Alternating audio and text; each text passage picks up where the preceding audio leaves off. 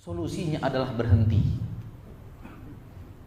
Solusinya adalah berhenti mengikuti bujuk rayu waswas daripada syaitan itu. Dan itu sudah dikatakan oleh Nabi kita Muhammad sallallahu alaihi wasallam. Syaitan akan datang kepada manusia, kata Nabi SAW, kemudian menyuruhnya ingat ini, ingat ini, ingat ini, ingat ini, sampai kemudian disuruhnya manusia untuk berpikir siapa yang menciptakan Allah. Kalau datang hal seperti ini kepada kalian, kata Nabi SAW, falyata'awwadz billahi minasyaitan wal yantahi. Kalau datang hal seperti ini kepada kalian, maka mintalah perlindungan kepada Allah daripada syaitan. Mintalah perlindungan kepada Allah daripada waswasnya syaitan, dan hendaklah dia berhenti dan jangan lanjutkan. Jangan lanjutkan waswasnya kepada akidah tentang Allah Subhanahu wa ta'ala. Ini langkah yang paling utama, bahwa jangan diikuti sesuatu yang difikirkan sampai kemudian manusia berpikir hal yang mustahil untuk dia jawab. Dia berpikir tentang Allah. Bagaimana menjawab sesuatu tentang Allah Subhanahu wa ta'ala dan zatnya? Dia berpikir tentang Allah Subhanahu wa ta'ala, dan Allah Subhanahu wa ta'ala Rabb yang gaib, yang tidak bisa kita deteksi dengan panca indera kita. Dan seorang yang berakal adalah orang yang berhenti daripada memikirkan sesuatu yang dia mustahil tahu jawabannya. Zat Allah, berpikir tentang zat Allah Subhanahu wa ta'ala, mustahil ada jawaban.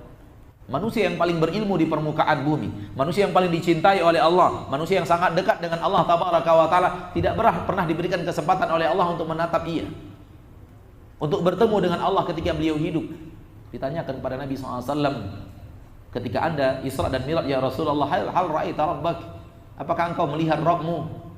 Qala nurun anna arah. Ada sebuah cahaya yang terang benderang, cahaya yang sangat terang, bagaimana aku bisa melihatnya? Dan ternyata di dalam hadis yang lain sahih, Nabi mengatakan wa hijabuhu nur, yang membatasi antara Allah dengan para makhluk adalah cahaya. Lau kasyafahu, seandainya Allah angkat pembatas ini, cahaya yang membatasi antara Allah dan para hamba, para makhluk, maka akan terbakar seluruh yang sampai kepadanya pandangan Allah Subhanahu wa ta'ala. Maka hijab ini akan diangkat oleh Allah nanti di dalam surga. Semoga kita bertemu dengan Allah di dalam surga, amin ya rabbal alamin. Tinggalkan waswas, berhenti dan jangan dilanjutkan.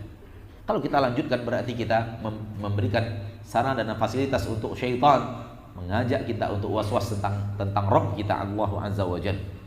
Akhi fiddin, tidakkah alam semesta ini menunjukkan bahwa ada yang maha mengatur? Ana selalu umpamakan perumpamaan yang sangat ringan. Perumpamaan yang sangat ringan. Manakala di meja kita ini ada gelas-gelas yang teratur dengan rapi dan diisikan di dalamnya air, yang satu gelas dengan gelas yang lainnya sama rata airnya. Kemudian kita katakan gelas ini tersusun rapi dan air-air yang ada di dalamnya yang sama rata itu terjadi sendirinya tanpa ada yang ngatur. Ada seorang yang berakal yang percaya? Ada seorang berakal yang percaya? Jangan kita bertanya para profesor, jangan kita bertanya para ilmuwan. Seorang orang yang datang dari dusun dikatakan ini tersusun rapi, gelasnya tersusun rapi, dilihat dari pojok sini lurus, dilihat dari sini lurus, lihat kemari lurus. Kemudian jumlah airnya pun rata. Kemudian kita katakan ini tersusun sendirinya, tidak ada yang ngatur. Ada orang yang percaya? Ya akhi, kalau hanya gelas yang berada di atas meja, tak ada orang yang percaya tanpa ada yang ngatur. Lalu bagaimana dengan alam semesta? Lihat bagaimana kehebatan Allah yang Allah lakukan dalam mengatur alam semesta. Apa mungkin alam semesta ini tanpa Rabb, tanpa ada yang maha mengaturnya? Jangankan orang muslim, orang yang berfikir dari orang-orang kufar pun mengakui ada yang maha mengatur. Namun sayang, 1000 kali sayang, mereka tidak mengatakan itu adalah Allah Subhanahu wa ta'ala. Mereka tidak bisa untuk mengatakan alam semesta ini tidak mungkin. Tidak mungkin ada tanpa ada yang mewujudkannya. Tidak mungkin rapi tanpa ada yang merapikannya. Tidak akan mungkin sempurna tanpa ada yang mengaturnya. Pasti ada Allah Subhanahu wa ta'ala. Dan Allah memperkenalkan dirinya kepada kita di dalam Al-Quran. Inilah saya yang mengatur alam semesta.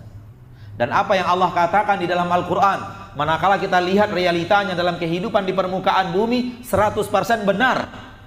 Tidak ada yang salah. 100% benar, tidak ada yang keliru. menunjukkan bahwa yang menciptakan alam semesta dan mengatur alam semesta adalah yang menurunkan Al-Quran kepada Nabi Muhammad sallallahu alaihi wasallam. Di Riyadh beberapa tahun yang lalu hadir para ahli pegunungan, ahli geografi dan semacamnya, dan ditanyakan oleh salah seorang yang berilmu kepada seorang profesor ahli gunung. Ketika ditanyakan kepadanya, Pak, apa sebenarnya fungsi paling utama daripada gunung? Tugasnya yang paling utama, tugasnya yang paling inti itu apa sebenarnya gunung itu? Untuk apa dia ada? Apa tugas yang paling hebat yang dia jalankan? Ilmuwan tersebut yang berasal dari Amerika mengatakan tugasnya yang paling utama adalah menjaga bumi ini agar keraknya tidak bergerak. Lalu dia katakan, apakah maksudnya gunung itu menahan bumi ini bergerak? Katanya iya. Kemudian ahli ilmu itu mengatakan, apakah maksudnya sama bahwa gunung ini bagaikan pasak untuk kerak bumi, supaya kerak bumi tidak bergerak dipasak dengan adanya gunung? Iya, begitulah. Itulah tugas utama daripada gunung. Kemudian orang yang berilmu itu dari ayat Allah mengatakan, anak ingin bertanya kepada antum, kapan manusia sampai kepada final bahwa inilah fungsi terhebat daripada gunung? Profesor itu menjawab, sekitar 40 tahun yang lalu. Baru sekitar 40 tahun yang lalu finalnya bahwa para ilmuwan geografi mengatakan bahwa tugas yang terpenting daripada gunung, tugas yang paling utama daripada gunung adalah menjaga kerak bumi untuk tidak bergerak. Kemudian ia katakan, lihat di dalam Al-Quran 1400 tahun yang lalu Allah sudah mengatakan, wa ja'alnal jibala autada, kami telah menjadikan gunung-gunung sebagai pasak. Dan para ulama ahli tafsir telah mengatakan pasak agar bumi ini tidak bergerak dan bergoncang.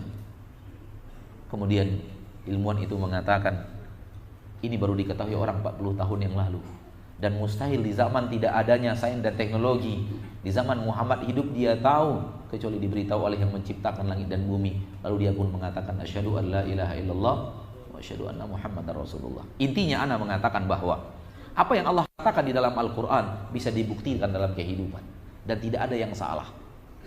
Menunjukkan bahwa yang menciptakan alam adalah yang menurunkan Al-Quran kepada Nabi kita Muhammad sallallahu alaihi wasallam. Nah,